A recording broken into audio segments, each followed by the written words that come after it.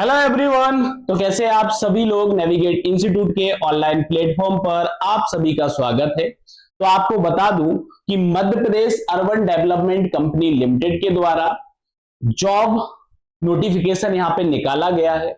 इस वीडियो के अंदर हम इन्हीं गवर्नमेंट जॉब्स के बारे में बात करने वाले हैं। कंप्लीट इंफॉर्मेशन हम यहां पर डिस्कस करेंगे। क्या सैलरी होगी, क्या सिलेक्शन क्राइटेरिया होगा, क्या एलिजिबिलिटी क्राइटेरिया होगा, एग्जाम कंडक्ट होगा या सिर्फ इंटरव्यू के बेसिस पर यहां पे सिलेक्शन आपको मिलने वाला है। ठीक है, तो ये सारी चीजों को हम डिस्कस करेंगे इस वीडियो के अंदर।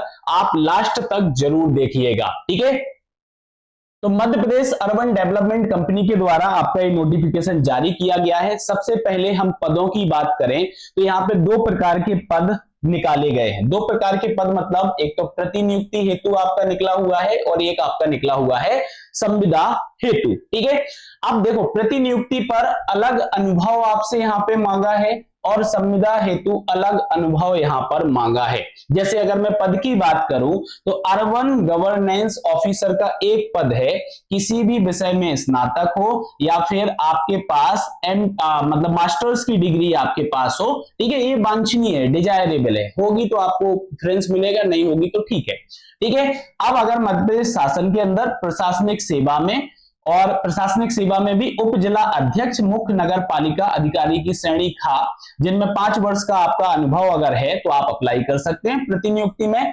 संविदा हेतु इन्होंने अलग यहां पे बोला है कि उप जिला अध्यक्ष मुख्य नगर पालिका अधिकारी श्रेणी की पद सेवा निवृत्ति अधिकारी जिन्हें कम से कम 10 वर्ष का प्रशासकीय कार्य का अनुभव होगा, या फिर ऐसे व्यक्ति जो तहसीलदार के पद से सेवानिवृत्ति अधिकारी हैं जिन्हें उक्त पद पर कार्य करने का लगभग 10 वर्ष का अनुभव हो, तो वो यहाँ पे क्या कर सकते हैं, अप्लाई कर सकते हैं। ठीक है, इसके बाद हम आगे बढ़े तो आगे आप देखिएगा यहाँ पे क्या बोला गया है। यहाँ पे बोला है परियोजना प्रबंधक, दूसरा पद आपका है। ठीक है, दूसरा पद आपका क्या है, परियोजना प्रबंधक। टोटल 5 पद यहाँ पे निकाले गए हैं। इसमें अगर आपने बी या बीटेक सिविल में किया हुआ है तो आप अप्लाई कर पाएंगे, और आपने एमटेक या फिर समकक्ष कोई डिग्री आपने की हुई है तो आप यहाँ पे अप्लाई कर पाओगे।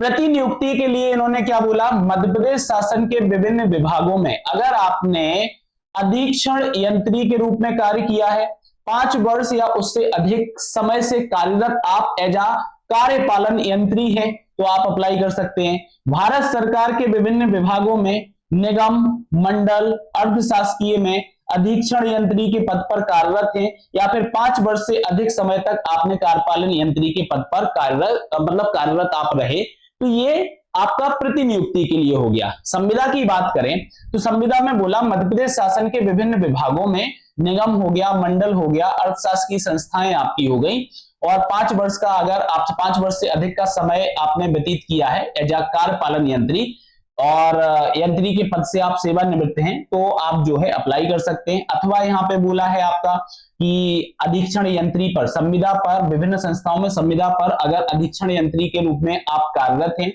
5 वर्ष या उससे अधिक समय से कार्यरत आप कार्यपालन यंत्री हैं, भारत सरकार के लिए भी सेम बोला है। ठीक है, तो आप समझ रहे हो ना, ये संविदा के लिए हो गए। ठीक है, यहाँ पे डिजायरेबल क्या बोल दिया इन्होंने कि जल प्रपात या मलजल सीवरेज योजना के क्रियान्वित अथवा संधारण का अनुभव आपके पास होना चाहिए। ये भी आपका वांछनीय यहाँ पे डिजायरेबल आपका है। ठीक है, आगे हम बात करें तो नेक्स्ट आपका जो पद यहाँ पे निकाला गया है वो पद निकाला गया है उप परियोजना प्रबंधक। इसमें 2 पद आए हुए हैं, बी सिविल या बीटेक सिविल वाले यहाँ पे फिल कर सकते हैं, एमटेक आपका समकक्ष यहाँ पे रहेगा। सेम इसी प्रकार से आप देखो इसमें 8 वर्ष का अनुभव बोला गया है प्रतिनियुक्ति के लिए, और संविदा के लिए भी आप देखोगे तो 8 वर्ष का अनुभव है, मध्य प्रदेश शासन के विभागों में आप काम कर रहे हैं। ठीक है, और संविदा के लिए भारत सरकार वाले भी आपके यहाँ पे एलिजिबल हो जाएंगे, लेकिन हाँ 8 वर्ष का कार्य अनुभव होना चाहिए। और सेम डिजायरेबल यहाँ पे इन्होंने क्या बोला कि जल प्रदाय मलजल सीवरेज योजनाओं क्रियान्वित अथवा संधारण का अनुभव आपके पास होना चाहिए। ठीक है, सेकेंड पोस्ट आपकी ये हो गई है। अब हम थर्ड पोस्ट आपकी ये हो गई है।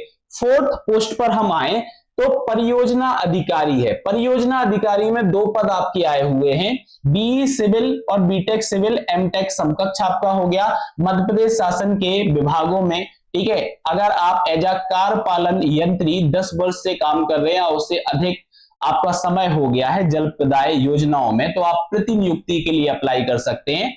और संविदा के लिए इन्होंने बोला आप कंस्ट्रक्शन इंजीनियर हैं, डिजाइन इंजीनियर हैं अथवा समकक्ष स्तर के पद पर 10 वर्ष का अनुभव एवं कम से कम 5 जल प्रदाय योजनाओं जैसे जिसके लागत मूल्य 10 करोड़ या अधिक प्रति योजना का डीपीआर बनाने का आपको कार्य अनुभव है। ठीक है, यहाँ पे इन्होंने बोला बाह्य वित्त पोषित परियोजनाओं में कार्य करने का अगर अनुभव है तो वो वांछनीय, अनुभव वांछनीय आपका यहाँ पर है। ठीक है, तो ये आपकी 4th नंबर। अब नेक्स्ट यहाँ पे सिविल अभियंता के लिए पोस्ट आई हुई है, जो कि एक पोस्ट आपकी है बीई सिविल और बीटेक सिविल। एमई एमटेक समकक्ष डिग्री आपकी डिजायरेबल रहेगी। यहाँ पे मध्य प्रदेश शासन में अगर आप काम कर रहे हैं, 5 वर्ष से अधिक आपको समय हो गया है, एज अ सहायक यंत्री पर आप काम कर रहे हैं। और ठीक है, तो नेक्स्ट यहाँ पे क्या बोला, अगर संविदा की बात की जाए तो कंस्ट्रक्शन इंजीनियर, डिजाइन इंजीनियर अथवा समकक्ष स्तर के पद पर 5 वर्ष का अनुभव एवं कम से कम 3 वर्ष का जो है जल प्रदाय योजनाओं में आपने काम किया है, उसका डीपीआर बनाने का आपको अनुभव है। ठीक है, नेक्स्ट यहाँ पे इन्होंने क्या बोला है, बाह्य वित्त पोषित परियोजनाओं में कार्य करने का अनुभव अगर है तो वो आपको यहाँ पे वांछनीय बोला गया है। ठीक है, तो ये आपका सिविल अभियंता का यहाँ पर पोस्ट हो गया है।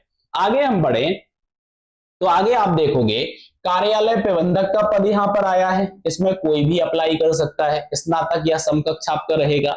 नेक्स्ट आगे हम सहायक परियोजना प्रबंधक की बात करें तो इसके अंदर 10 पोस्ट आपकी आई है और बी सिविल वालों को यहाँ पर बुलाया जा रहा है।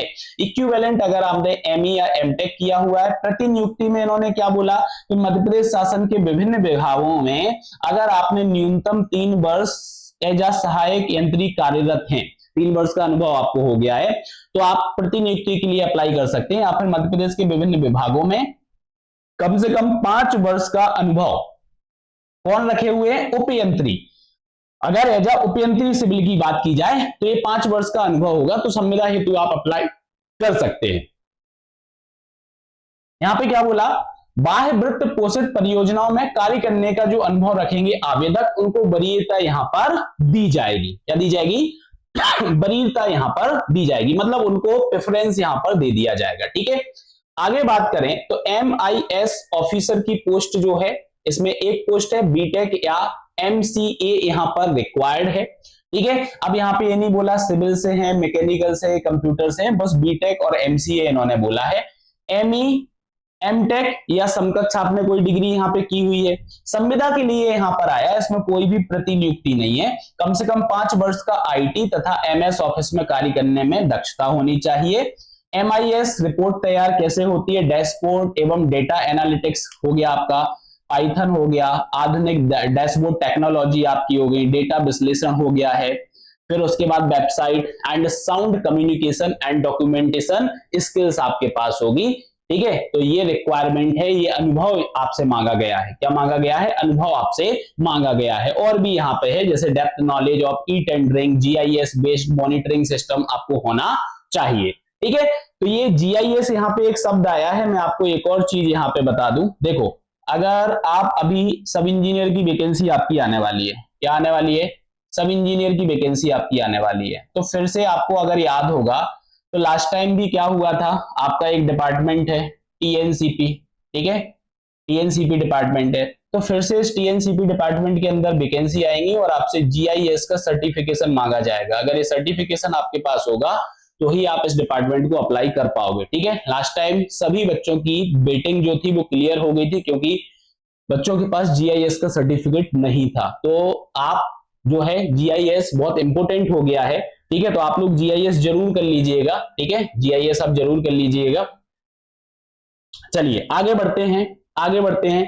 तो ये आपकी पूरी वैकेंसी, मैंने पद आपको बता दिए। आगे हम बात करें, आगे हम बात करें तो अब आप यहाँ पे देखो कि जो भी आपका विज्ञापन हो गया है, शर्तें आवेदन की हो गई हैं, वो पूरी आपको यहाँ पे मिल जाएंगी। ठीक है, मतलब जितने भी आवेदन आपके होंगे वो आपके आवेदन यहाँ पे कैसे रहेंगे, ऑनलाइन आवेदन रहेंगे। आपको ऑनलाइन यहाँ पे अप्लाई करना है। ठीक है, ऑनलाइन आपको अप्लाई करना है। ठीक है, सारी चीजें आपको जो है ये आपको अभी हम शेयर कर देंगे कि क्या क्या रहेगा, किस साइज का आपका फोटो रहेगा, कैसे आपको यहाँ पे फिल करना है, रिक्त पद जो आपके रहेंगे। ठीक है, तो आरक्षण नियम जो आपके लागू होंगे वो क्या होंगे, यहाँ पे एक और चीज याद रखिएगा, रिक्त पद जो आपके आए हुए हैं इनकी संख्या में या तो कमी या फिर वृद्धि की जा सकती है, बढ़ाए भी जा सकते हैं, कम भी किए जा सकते हैं। ठीक है, ऐसा नहीं है कि जो दे दिए इन्होंने तो इतने तो रहेंगे, ये कम और ज्यादा कर सकते हैं। सेवा निवृत्ति की अगर हम बात करें, संविदा नियुक्ति के लिए अगर बात करें तो 63 वर्ष से अधिक नहीं होना चाहिए और अधिकतम 65 वर्ष की आयु तक की सेवाएं ही की जा सकेंगी। ठीक है,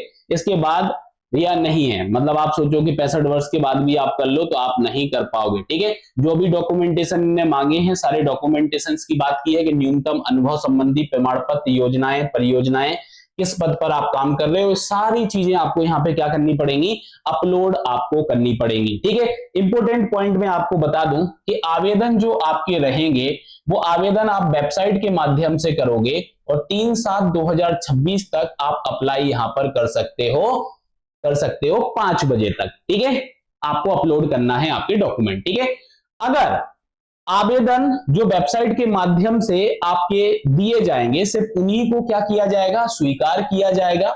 मैनुअल रूप से कोई भी आवेदन स्वीकार नहीं किया जाएगा। ठीक है, ईमेल, डाक के माध्यम से प्राप्त आवेदनों पर भी विचार नहीं किया जाएगा। मतलब आपको यहाँ पे फॉर्म फिल करना पड़ेगा, ईमेल या फिर डाक के द्वारा आपके नहीं चलेंगे। ठीक है, दस्तावेजों का सत्यापन किया जाएगा, अगर सही पाया जाता है तो आपको साक्षात्कार के लिए बुलाया जाएगा। मतलब डायरेक्ट इंटरव्यू आपका यहाँ पे होना है, किसी भी प्रकार की परीक्षा नहीं होना है, सीधा आपको इंटरव्यू के लिए यहाँ पे बुलाया जाएगा। अब जब आप इंटरव्यू के लिए जाएंगे तो फिर आपको यहाँ पे मूल दस्तावेज जो आपके हैं, जैसे शैक्षणिक योग्यता आपका हो गया, अनुभव आपका हो गया, ठीक है, ये सारी चीजें आपको लेके जानी है। एक और चीज याद रखना कि भैया अगर ये जो आपका है गलत पाया जाता है, कोई भी अनुभव, अगर आप सोचो कि आपने फर्जी अनुभव बनवा के आप कर दोगे यहाँ पे, तो ऐसा नहीं है, आपको दोषी भी यहाँ पे ठहराया जाएगा। ठीक है, साक्षात्कार जो आपका रहेगा, कौन अभ्यर्थी यहाँ पे सिलेक्ट हुए हैं इसकी सूची जो रहेगी वो आपको यहाँ पे वेबसाइट पर मिल जाएगी। मतलब इसमें कंप्लीट जो प्रोसेस रहेगी वो आपकी इंटरव्यू यहाँ पे रहने वाली है, इंटरव्यू के बेसिस पर आपका यहाँ पर सिलेक्शन होगा। ठीक है, क्या होगा, इंटरव्यू के बेसिस पर आपका यहाँ पर सिलेक्शन होगा। ठीक है, तो ये हमारा जो सेकंड नंबर का पीडीएफ है, इस सेकंड नंबर में मैंने आपको बताया कि आपका रहेगा। ठीक है, चलिए आगे बात करें तो ये वैकेंसी के बारे में मैंने आपको बता दी है, कौन कौन से पद आपके निकले हुए हैं। ठीक है, अब अगर हम आगे बात करें तो आप यहाँ पे देखिएगा, हम बात कर लेते हैं जो हमारे पोस्ट आई हुई है उनकी अपन बात कर लेते हैं। ठीक है, जैसे आप देखो अर्बन गवर्नेंस ऑफिसर है, द्वितीय श्रेणी के प्रशासनिक अधिकारी रहेंगे, वैकेंसी मैंने आपको यहाँ पे बता दी है। पे बैंड जो आपका रहेगा, ठीक है, पे बैंड जो आपका रहेगा 15,600 से 3900 आपका रहेगा, 5400 का ग्रेड पे, तो संविदा हेतु वेतन जो आपका रहेगा 56,000 आपका वेतन रहेगा। ऐसे ही परियोजना प्रबंधक में देखेंगे, अधीक्षण यंत्री सिविल आपके रहेंगे, 5 आपके कुल रिक्त पद हैं। यहाँ पे कैटेगरी वाइज वैकेंसी निकली हुई है, आप एक कैटेगरी देख सकते हो किस कैटेगरी में आपकी ये वैकेंसी है। ठीक है, तो परियोजना प्रबंधक में आपका सेम पेमेंट रहेगा, हाँ ग्रेड पे आपका यहाँ पर 7,600 रहेगा, 80,000 आपकी सैलरी रहेगी। उप परियोजना प्रबंधक की अगर हम बात करें, कार्यपालन यंत्री सिविल होंगे, 2 पद आपके हो गए, एक जनरल के लिए और एक अजा के लिए। ठीक है, पे बैंड आपका सेम है लेकिन ग्रेड पे 6600 का है, 67,000 आपकी सैलरी रहेगी। परियोजना अधिकारी पीएमयू भोपाल की बात करें तो कार्यपालन यंत्री सिविल हो जाएंगे, कुल पद की संख्या आपकी यहाँ पे 2 रहेगी, ओबीसी और अजा के अंदर आपको पोस्ट देखने को मिलेगी, पे बैंड आपका सेम रहेगा, ग्रेड पे आपका सेम रहेगा, सैलरी आपकी सेम रहेगी। सिविल अभियंता पीएमयू की बात करें, सहायक यंत्री सिविल, एक पोस्ट आपकी यहाँ पर है, वो भी अजा कैटेगरी के लिए, तो आपका पे बैंड सेम रहेगा, हाँ ग्रेड पे आपका 5400 हो जाएगा, मतलब 56,000 आपकी यहाँ पर सैलरी रहेगी। कार्यालय प्रबंधक की अगर हम बात करें तो एक पद आपका आया है, सहायक अधीक्षक कार्यालय अधीक्षक समकक्ष, जनरल के लिए रहेगा, 9,300 से आपका 34,800 रहेगा, 3200 का ग्रेड पे, 33,000 रुपए सैलरी मिलेगी। एमआईएस ऑफिसर की बात की जाए तो एमआईएस ऑफिसर एक पोस्ट जनरल के लिए, पे बैंड सेम रहेगा, 4200 का ग्रेड पे, 43,000 आपको सैलरी मिलेगी। सहायक परियोजना प्रबंधक की बात करें, सहायक यंत्री के 10 पोस्ट आपकी रहेंगी, ओबीसी में 5, एससी मतलब अजा में 1 और अजाजा में 4 पद आपके रहेंगे। पे बैंड आपका 15,600 से 19,100 आपका रहेगा, और पे स्केल आपका यहाँ पे जो रहेगा, ग्रेड पे जो रहेगा 5400 रुपए रहेगा, मतलब 56,000 रुपए आपका यहाँ पर संविदा हेतु वेतन आपका रहेगा। तो ये आपकी यहाँ पर सैलरी रहने वाली है। तो जो भी कैंडिडेट इस क्राइटेरिया के अंदर आ रहे हैं तो वो क्या कर सकते हैं, अप्लाई कर सकते हैं, संविदा पद के लिए अप्लाई कर सकते हैं या फिर प्रतिनियुक्ति के लिए अप्लाई कर सकते हैं। ठीक है, किसके लिए अप्लाई कर सकते हैं, प्रतिनियुक्ति के लिए अप्लाई कर सकते हैं। और ये सारे जो डॉक्यूमेंट्स हैं ये हमारे आपको टेलीग्राम चैनल पर मिल जाएंगे। आप टेलीग्राम चैनल पर जाके इनको देख सकते हैं। 3/7/2026 तक आप आवेदन कर सकते हो, ये आपकी अंतिम तिथि यहाँ पर रहेगी। ठीक है, तो ये चीज आप याद रखिएगा। और ये वैकेंसी आपकी यहाँ पे आई हुई है। ठीक है, ये आपका आज का अपडेट था और ऑलमोस्ट आपकी सारी जानकारी जो है मैंने आपको यहाँ पर दे दी है। ठीक है, इसके अलावा अगर हम बात करें तो और भी वैकेंसी आपकी आ रही है। ठीक है, जैसे अभी आपका सब इंजीनियर का पेपर आ रहा है। ठीक है, सब इंजीनियर का भी आपका पेपर आ रहा है, तो आप सब इंजीनियर के लिए भी प्रिपेयर हो ही रहे होंगे। ठीक है, और इससे रिलेटेड अगर आपको किसी भी प्रकार की इंफॉर्मेशन चाहिए, गाइडेंस चाहिए सब इंजीनियर एग्जाम से रिलेटेड, तो डिस्क्रिप्शन में नंबर दिया गया है, आप कॉल करके गाइडेंस ले सकते हैं। ठीक है, अगर आपको कंटेंट की रिक्वायरमेंट है, कोर्स की रिक्वायरमेंट है, अगर आपको टेस्ट सीरीज की रिक्वायरमेंट है, तो ऑनलाइन ऑफलाइन दोनों मोड में ही हम आपको सपोर्ट प्रोवाइड करते हैं। जैसी आपकी नीड हो आप कॉल करके इंक्वायरी कर सकते हैं। ठीक है, चलिए तो फिलहाल के लिए इतना ही, चलते हैं। Thank you.